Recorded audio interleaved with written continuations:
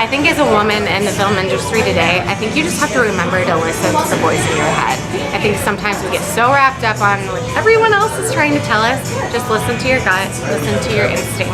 What are the stories you want to tell and make it happen? Hello everyone and welcome to season 2 of Fox Encounter. For episode 1, I had the opportunity to have a conversation with writer, director, actor, and all-around amazing human being, Brooke Trantor. Be sure to follow Brooke on Instagram, check out her projects, some of which you can watch on YouTube, and also check out her YouTube channel for more content. So without further ado, I hope you enjoy episode 1 of season 2 of Fox Encounter. First off, I wanted to thank you for taking the time to sit here with me and have this conversation. If you'd like to introduce yourself, let us all know who you are, what you do, and why you're so awesome. Well, thank you for having me, Fox. I'm Brooke Trantor. I'm an actor and filmmaker in Los Angeles. What makes me so awesome? So many things, but probably the fact that I am a serial napper.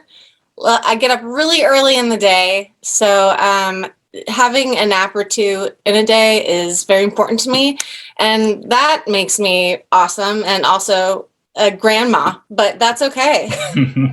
I need my power naps. Yeah, the grandma aesthetic is very in right now, so that's good. Yeah, I know, exactly. I'm just setting trends, basically. It's fine. All right, so just to kind of have a precursor to any questions I might have, was there any one performance in a film that you saw that inspired you to want to be an actor, or was being a performer kind of always in your DNA? For sure. I've been acting since I was 3, so it's kind of hard to remember what I was watching around that time. But I do remember my parents taking me to like a local play production of some adaptation of the story, the fairy tale Hansel and Gretel. And my parents said I was so tiny, but I thought I could just like go up on the stage. So I got really upset because I was like, I want to go up there. And so, I mean, as a 3-year-old, that takes a lot of gumption. Anyway, so they enrolled me in like an acting class shortly after, and I never really stopped. But when I was younger, it was always, I was like growing up in the Disney Golden Age era. So for me, it was a lot of animated storytelling that I was obsessed with as a child. But obviously that evolved with time. But when people always ask me about where kind of my love for film started, a lot of people will, cite Disney films because that's pretty much what you watch as a kid. But I was like the total opposite. Mm-hmm. I was watching a lot of science fiction. And a lot of stuff that maybe I shouldn't have been watching because my favorite film of all time is The Godfather. And that's my favorite film. Wait, seriously? Nice. Oh, that's funny. I didn't see that until later in life, though. Yeah, which is probably a lot better. I saw that when I was like maybe 7 or 8 years old. Wow. And even from that time, like it just clicked in my mind that this was like something incredible. And if by chance an honest man like yourself should make enemies, then he would become my enemies. And then they would fear you.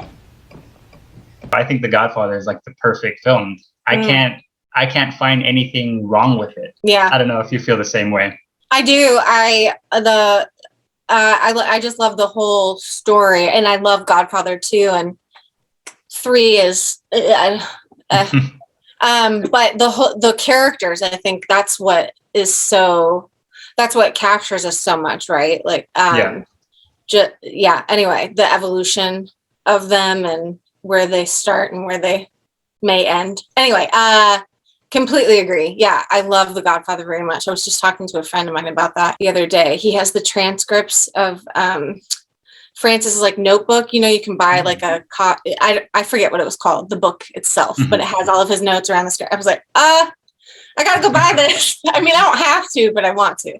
It's pretty cool. Just to be able to see those notes and what's going on in his mind as he's writing this. Mm-hmm. Yeah, that's pretty cool. Pretty cool. How long have you been writing? I think I've been writing my whole life as well. I just in a more professional realm. Maybe about 6 or 7 years, maybe a little long, 8 years, maybe.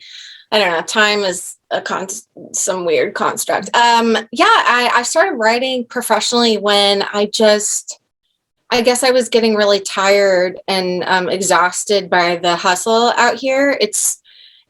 it's very easy for an actor to feel as though they don't have control over anything, because they are kind of the last piece of the pie when it comes to a production or a film or a show.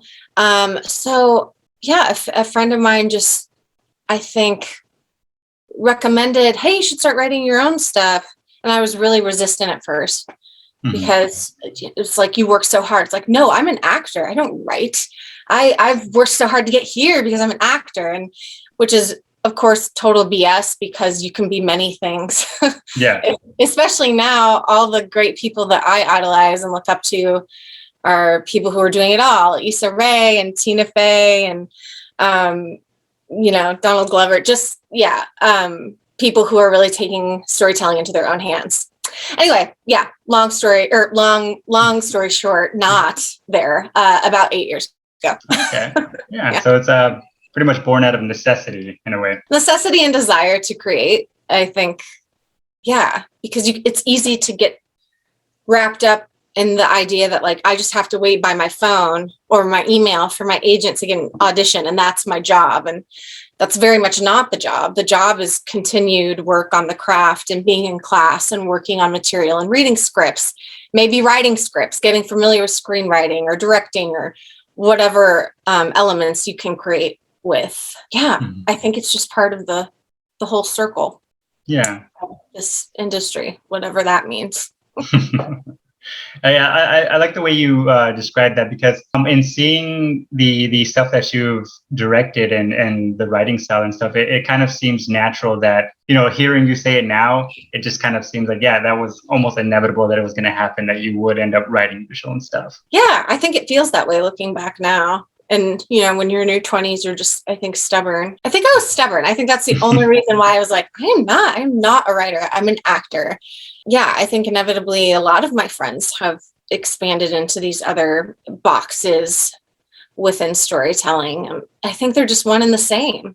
And the coolest part is, like, talking to them and talking about the work. And it's like, well, now my writing informs my acting, which informs my directing. And it's just kind of like this cycle, like they all help one another. Which is pretty special. Yes. When I watch a movie, I will sometimes think, I would have done that different, or maybe that could have been touched on a little better. Does that ever come to mind to you when you watch film? Oh, definitely. And I think I think that's a great thing. I think it means that we're constantly thinking about what is behind the words of these stories, right? Which is digging in so much deeper. But I've come to look at it as not, it depends on what you're watching and your opinions on it, but not, oh, this is bad, how could I have done better? But how could I have told it differently? Or how would I have told it? Because the cool thing about art is it's never right or wrong, right? How do you subjectively, how do you judge art? What are we talking about? Box office numbers, money, eyes watching it? It's how do you define success of being an artist, right? So I try to look at it in that way, not how would I have done this better, but I definitely would have done this differently because this is from my frame of voice, right? But I do that all the time. Yeah, definitely. And I think that's how I grow as an artist too, is understanding how other people tell stories and refining my own voice. Yeah. Now that you have been directing your own project, is there anything or any one inspiration, or probably many, that kind of fuel your love for the technical side of filmmaking? Ooh. Yeah. So many people. It also depends on what genre we're talking about as well. I think I have a real passion for single cam comedy, in the realm of, like, making people laugh, but through very dark circumstances, because I think that's how we survive in life. It's like nothing is perfect about life, but how do we get through? We have to find a way to laugh.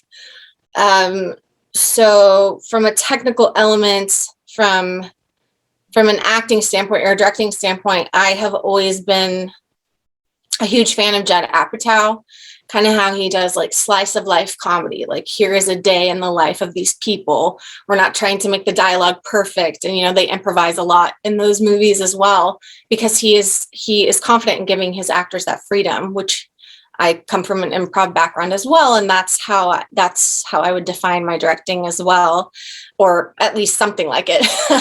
And then I think people who are breaking down barriers within storytelling, technically, or through the stories they're telling, but like Michaela Cole and Phoebe Waller-Bridge, those were shows that felt like films, right? They were TV has gotten so, for lack of a better word, good, so cinematic, so stunning. And I think we've seen that shift within the industry of TV has a lot of power now, I think, because of streaming. So yeah, those are the two that come to my mind. Michaela Cole and Phoebe Waller-Bridge, I think, really changed the way I view storytelling, both from a technical standpoint and, breaking down traditional values of storytelling. So it's safe to say that you're a big fan of improv, especially in your own projects. Like you want everyone to kind of have the opportunity to improv. Yeah, I love allowing my actors to improvise. I love being asked to improvise, only because that means there's an element of trust. And, I think there's a common misconception of improv is that it's, let's improvise to be funny, where I don't think the funny actually comes from trying to be funny as much as it comes from being present in the circumstances. So if the circumstances are incredibly dramatic and we're going to allow one another to play in that realm, but use our own dialogue and act accordingly, I think the funny comes with that. The funny comes with life, right? But the second that people are trying to be funny on set or even just like in an improv show, it's just like, it's like, I don't know, you can feel it. It's not desperation, but kind of, it's like, we're trying really hard here. So yeah, all of it is to say, I try to enhance the story. So as long as everyone on set is very clear about what the story is, what we're trying to tell, knows their lines, right? It's not about coming in unprepared and just like going off the fly. If you know the story you're trying to tell, and we've talked about it and we've done the work, then I trust, like, let's get the words that are written and then let's play around and see what else we find. And I think that beautiful things happen in the present moment when you can do that. I recently was watching, like, kind of delving deep into a lot of your filmography, and I watched the short Friends Like These, which is great, by the way. So fun. One of my favorites. Yeah, I going back to what you were talking about, how you like a lot of like dark humor. And that I think is filled with a lot of that dark humor that I think is just perfectly written. Emma and I were friends. Friends? You once told me that Emma would be the first person you'd kill to eat. You didn't even say on a desert island, and I didn't even ask you that question. How much of that was improv? None of that was improvised. Asha Michelle Wilson, a dear friend of mine, she wrote and starred in that. And I love how you asked that, because she's an impeccable writer, and her words feel so alive on and off the page that I just love how you said that. Yeah, I don't remember improvising at all, but it felt like it, because the lines were just the dialogue, the character she wrote felt so, not easy isn't the right word, but like so satisfying to embody. All of the characters. Yeah. That was a really fun one. Oh man, I missed that. I really enjoyed that because of the writing. The writing just felt so natural. Yeah. And I have to say that she's a genius for that. She is. And you're going to know that name. She's got a lot of big things coming up. I'm honored to know her and call her a friend. Exactly. That's why when I saw it, I was like, I'm writing this name down and I'm not going to forget it, because wow, I just thought it was so great. I think every character in that short had just awesome moments, but in particular yours, not just because you're my guest here, but yours in particular, I thought your character just had like all of the best and funniest moments. Detective, why do you think that the doctor was invited to this dinner? Jesus, is that your Russian accent? I'm trying.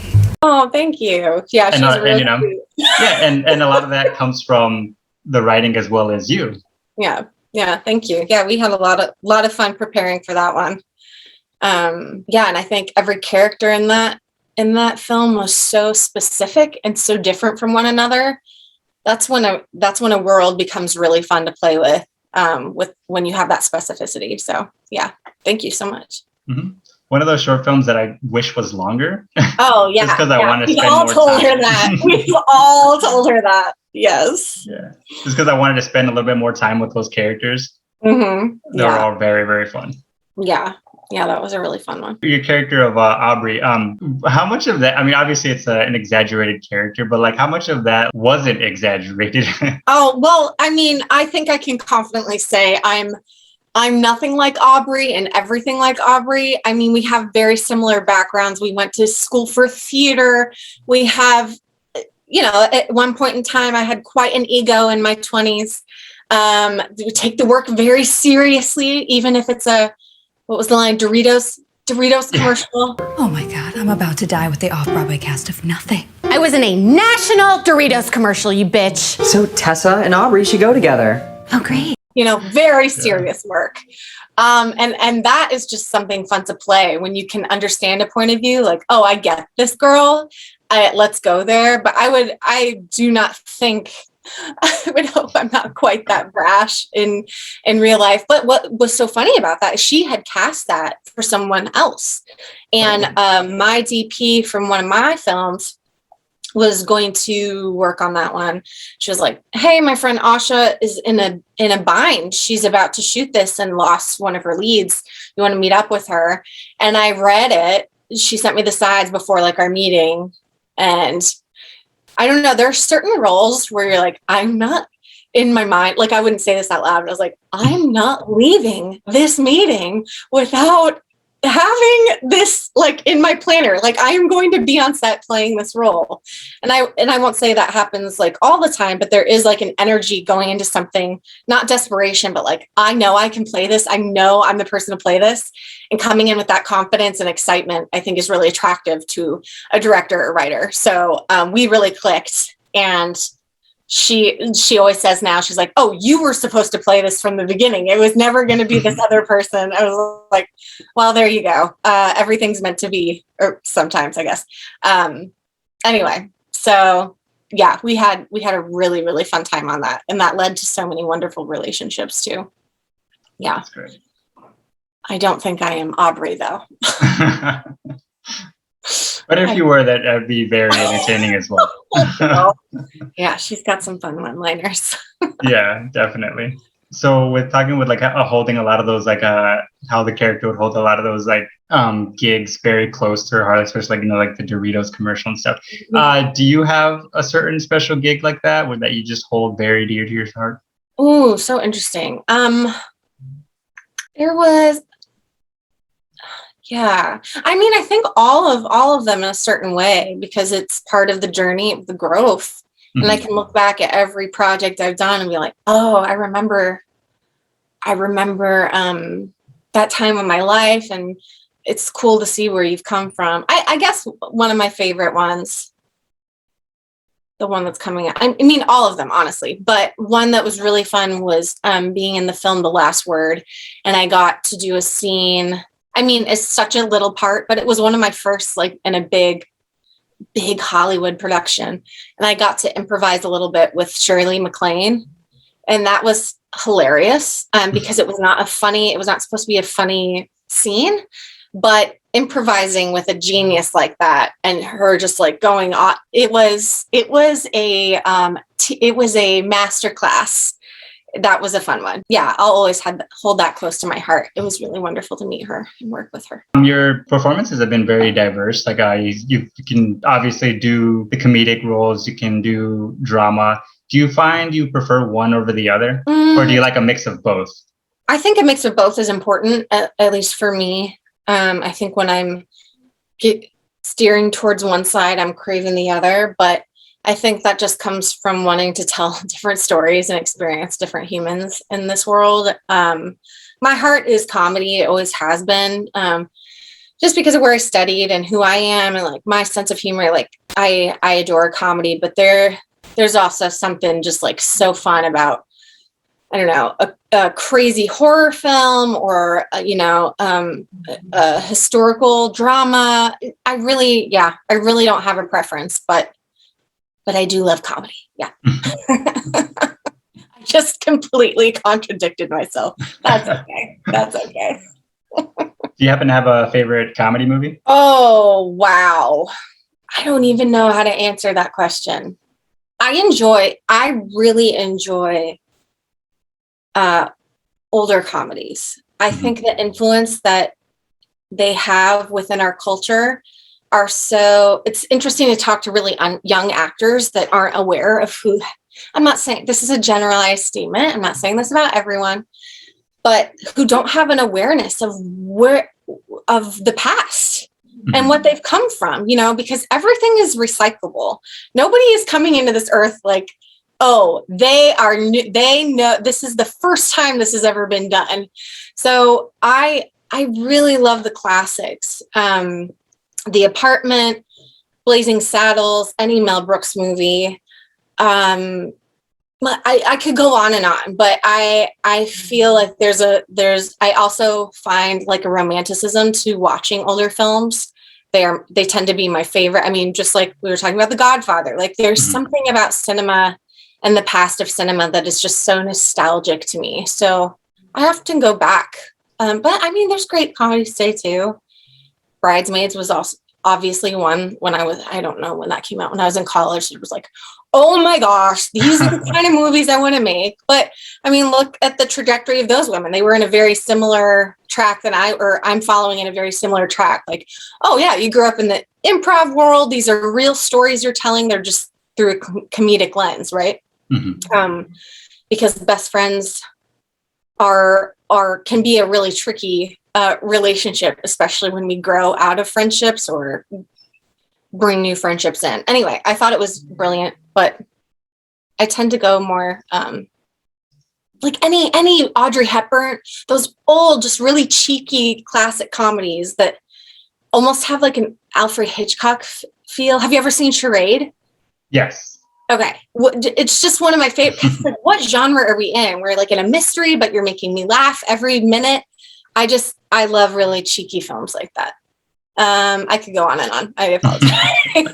No, I love it. I love it when people just kind of dive deep into film like that, because it just shows like their passion for it. And I really enjoy that. Yeah. I adore, in another world, I think, or another life, I just watched movies. I think maybe I was a film critic. I don't know. It was another life where that's all I did. I sat and I watched movies all the time. I just adore them. That would be the life. Just kind of lounge so. around all day, watch movies. So. My favorite comedy is Monty Python and the Holy Grail. Go on, boss, chop its head off. Right, silly little bleeder. One rabbit suit coming right up. Look. Jesus Christ! Exactly. Yes, exactly. Yes. That's when I watched that when I was young with my dad. My dad introduced me to that. Yes. And even though it is a very, very British comedy, I understood and I got the humor. To this day, I still love it. I still think it's hilarious anytime I watch it. Oh, yeah. Absolutely brilliant. And so much comedy today is like based off so many of those physical bits, I don't know. Those are great movies. Oh my God. So good. So you've directed 3 short films so far. You have Got Batteries, Yours or Mine, and Oh Baby. Yours or Mine actually won the Powerful Voice Award at the Blackbird Film Festival. Congratulations, by the way. So your short films have won many awards for good reason. Your writing is top notch. How has receiving these awards kind of encouraged you as a filmmaker, and where do you want to go as a filmmaker? I think awards are like the icing on the cake. It's like working really, really hard, and you don't always get a pat on the back in this industry. That's like, you're doing a good job. You're doing the work. But when people start to see your work and connect to it and relate to it, that's kind of getting those accolades, right? But so much work comes before those come out, right? Like you can be in pre-production for years before working on something. So I would say that it's just the icing on the cake. What feels even more incredible is like going to a screening and getting to talk to people that connect to a story so much.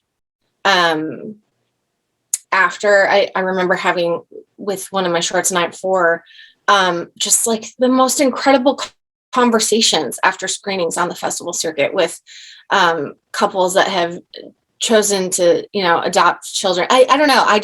That's what I love about art, is the human connection both in the film and after. So the awards are wonderful and lovely, and yeah, just kind of like an extra, I don't know, kick in the tush, like keep going, you're doing it.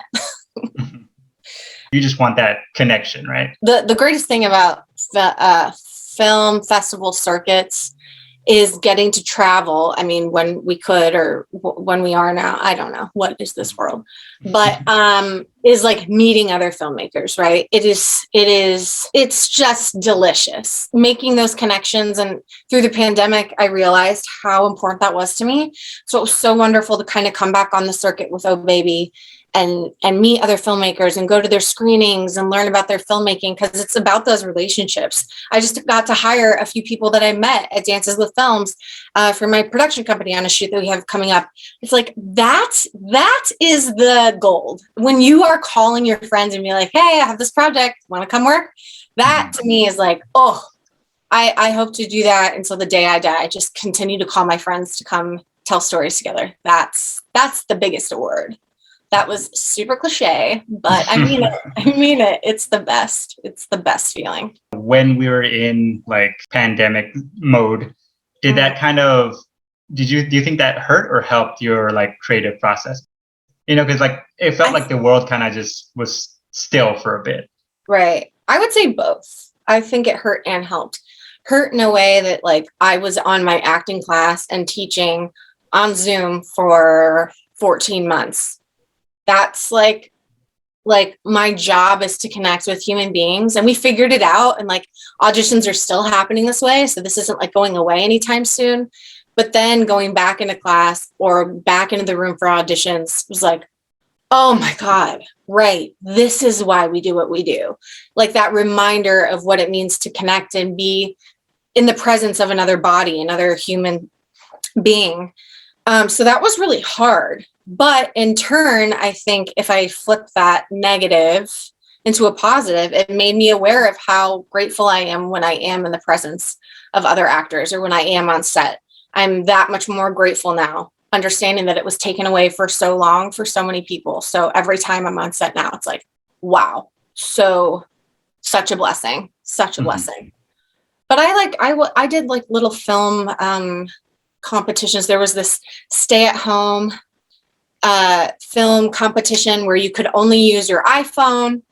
You couldn't buy any music or equipment. You couldn't put any money into it, but you had to it was like a short film competition. I did that a few times. That was so fun.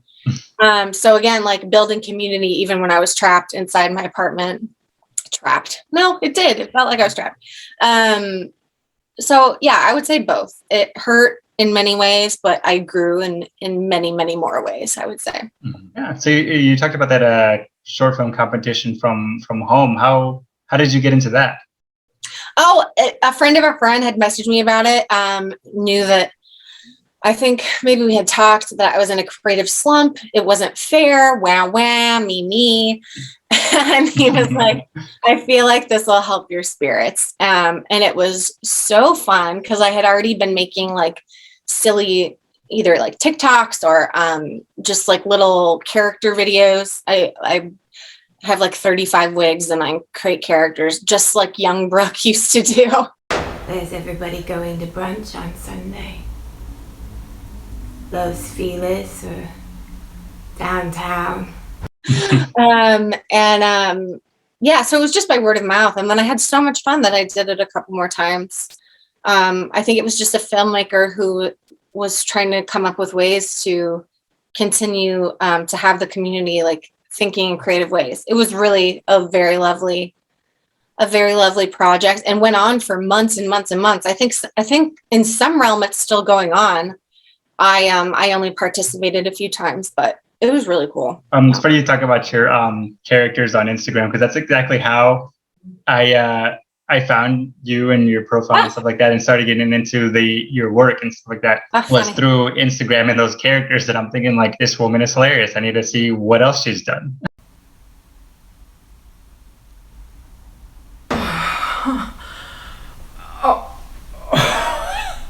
Oh, how funny. Oh, see, that makes me happy. Sometimes I don't know, social media feels like this hole, this abyss that we're just like throwing things into. How funny. That's awesome. Thanks for saying that. I love when people are like that because you feel like a tangible person.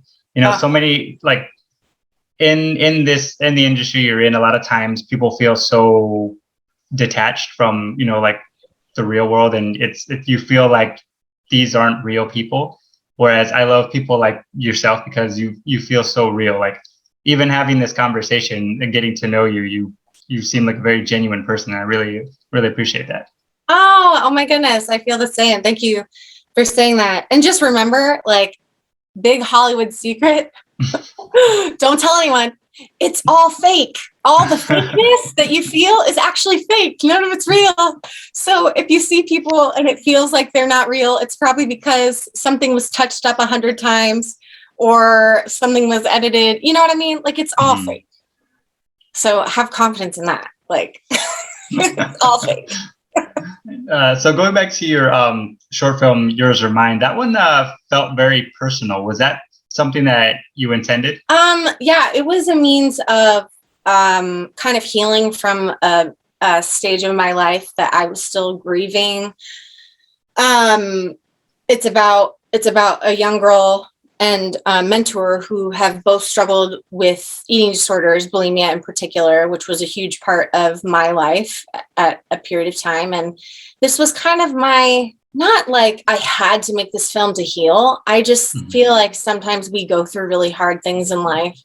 And I went through that at a particularly young part of my life, and it didn't seem fair, and I didn't understand why. And then the older I get, I'm really open about it, and I talk about it to whoever wants to, or whoever wants to listen, or whoever might be going through something similar, because I think that's how we learn and grow, is by sharing our stories. Maybe painful, maybe joyous, but if we can share those and shed some light on what healing can look like to other people who are suffering, I mean, that's helping the world, right? It's not about awards. It's not about me, look at me, look at me, look at me, but more about coming together as human beings and seeing that we are actually a lot more similar than we want to believe we are.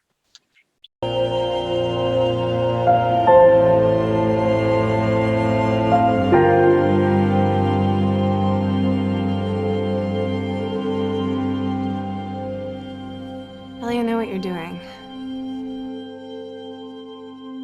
But yeah, that was a darker tone. I think that's what I'm excited about too, is like having a response from something like Oh Baby that is more of a comedy, a dramedy, I call it, but it's a comedy. And then something like Yours or Mine that is very dark and in subject matter.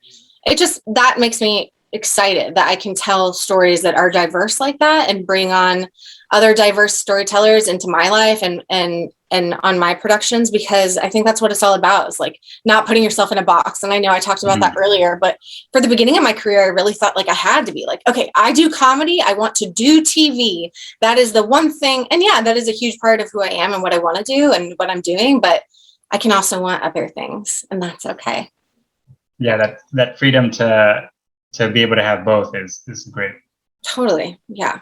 And it's tangible. It's doable. I don't know. So many years, people trying to say that, no, you can't. You just got to pick one thing. It's silly. Yeah, there are many, many examples of actors who can do both. Oh, of course. So that argument is out the window. Yes, it's gone. And you've recently kind of like on Instagram, I follow you on Instagram. You posted about your photography. Have you always had a passion for photography? I mean, I think I have a passion for capturing moments of life. That's, I think, as a storyteller. But I mean, as a kid, I loved taking pictures and I was in photography classes, but not really.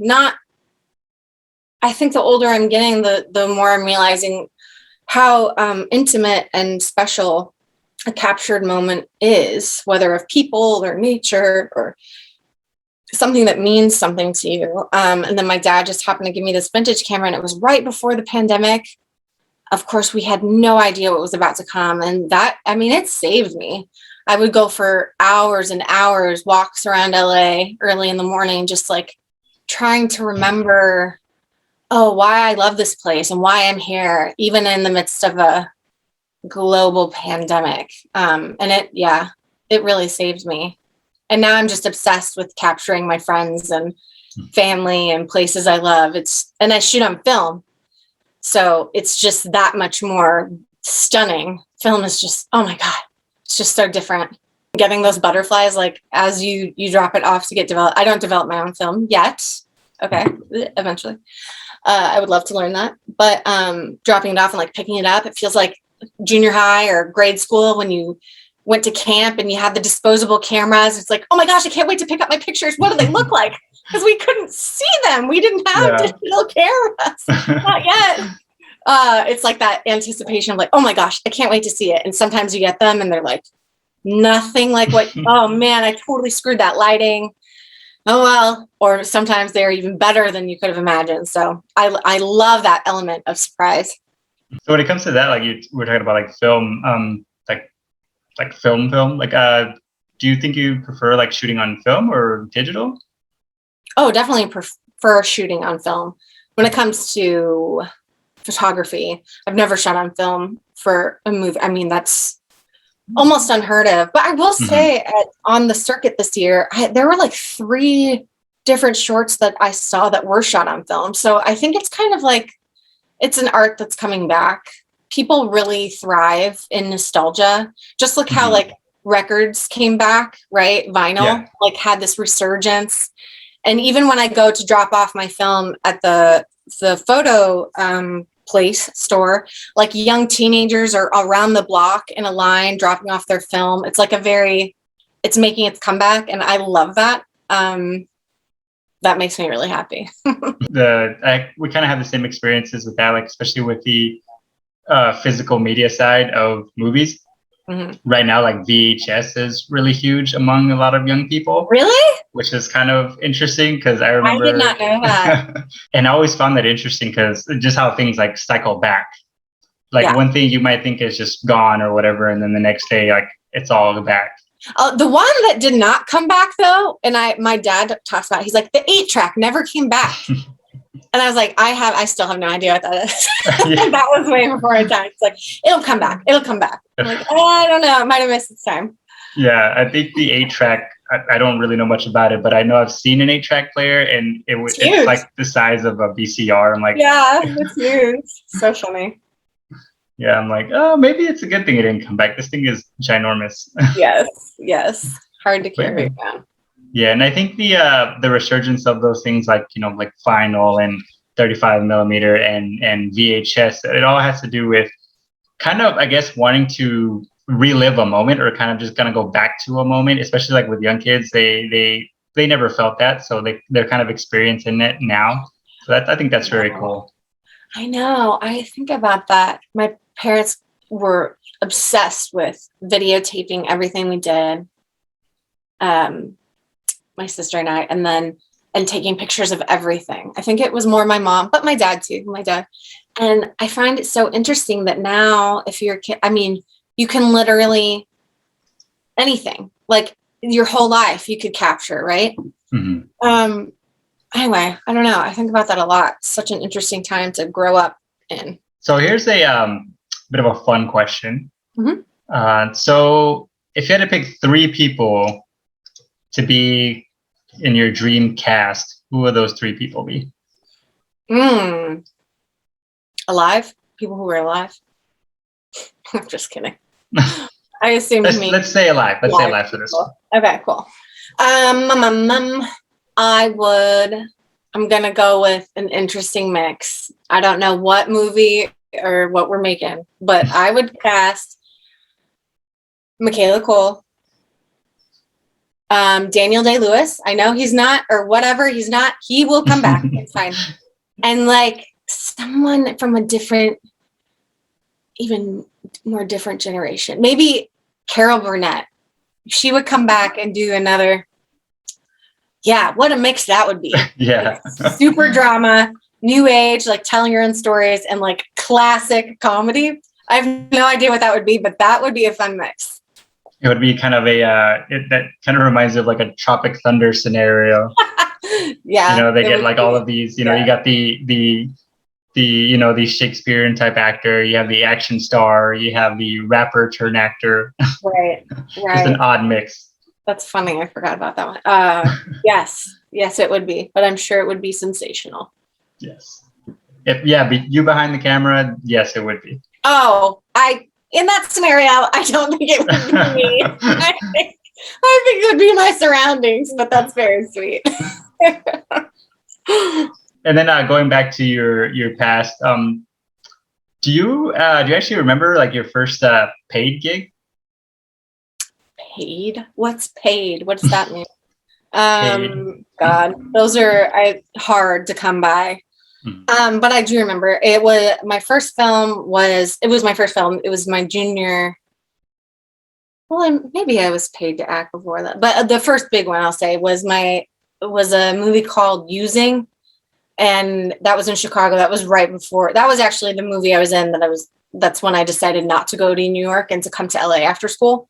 Was my experience on that. That's when I was kind of like, oh, film is what I'm going to do, not I love theater. Theater will always be a part of me, but it was more about focusing on that. So that would be the first big one, the first paycheck, I think. I'm probably forgetting something, but that's what comes to mind. That's cool. So you got paid, but you also were paid in experience and and kind of like the knowledge of where you want to go from there. Yeah, and quite invaluable. Yeah, who knows where I would be if I hadn't done that summer. That's interesting to think about. Huh. Yeah, no, it was great. Great experience and led me to where to right here. Yes, right here. So is there any upcoming projects that you can talk about that you're excited for? Upcoming projects. Nothing solidified right now. I wrote a single cam comedy over this past what a pandemic thing to keep myself kind of motivated, which I'm really excited about. That's called Wild Woman. And then Kate and I are writing a spinoff of Oh Baby. I should have sent Oh Baby to you. I didn't even think about that. The next time. So we're writing like a spinoff series on that. So those are both very exciting. And I'm working at a production company, but not narratively right now. I'm directing a lot of commercials, which is a whole other art form, right? But I'm learning a lot that I intend to take back into the narrative world. So yeah, I'm very grateful for that. Yeah. So what would you say would be like the biggest difference between the films you directed and like say a commercial? Literally, like logistically, who's in charge? Like when I'm on the set of my film that I've written, I'm getting last say, right? Or it's a collaborative thing with my team. The commercial world, it's all about the client and the agency. You essentially are delivering exactly what they want, and hopefully like making it as creative as you can by taking their vision and putting your spin on it. But like it does not come down to you and your voice. Mm-hmm. It does not. Okay. And that's okay. It's just a whole other world, but one I am also very appreciative of. You have these kind of like guidelines you have, and you not exactly have to stick to them, but like you said, you also get to put a bit of your input into it. Do you find it a bit more the challenge a bit more kind of satisfying? I mean, I love a challenge. Yeah, I love a challenge, I guess. I guess it's just a matter of being a different challenge than it would be on a narrative set. Like I'm trying to combine someone's needs and exactly what they want and trying to put even just a little creative flair to make it different than everything else we see. Or open their eyes up to a different option, maybe that they didn't see and that they like even more, I don't know if I like the challenge of it better. I don't know. I just always want to continue to learn. I think that's the most important thing to me in whatever I'm doing is just continuing to learn, and I'm doing that. So that's great. Mm-hmm. Yeah. And obviously like directing is so different than acting, is so different than writing, but they just kind of all inform one another as well. I'm always going to be interested to see what you do next, and I will definitely be following everything you do. Oh, thank you, Fox. I appreciate that support. That means a lot. Thank you. So that kind of wraps up all the questions that I have.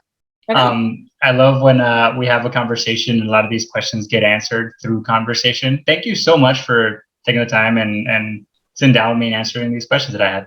Oh, my pleasure. Thank you for having me. It was really fun. Thank you. So maybe whenever you get your next project and stuff going on, we can have a conversation about that. Right on. Would be happy to. Thank you very much, and have a good rest of your day. Thank you. You too, Fox. Bye-bye. Bye.